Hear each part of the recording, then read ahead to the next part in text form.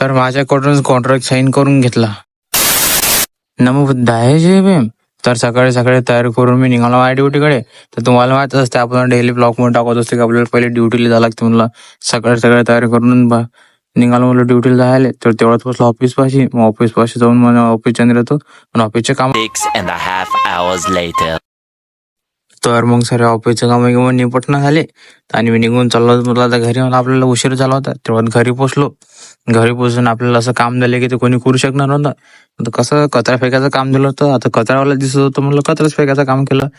कचरा फेकणं ऐकणं झालं म्हटलं आता गाडीमध्ये आणि आता घेऊन चाललो कचरा फेकायला. मला आपल्याला हेच काम होतं म्हणलं आता दिवसभराचं काम बाकी होतं तर कचरा फेकायचं.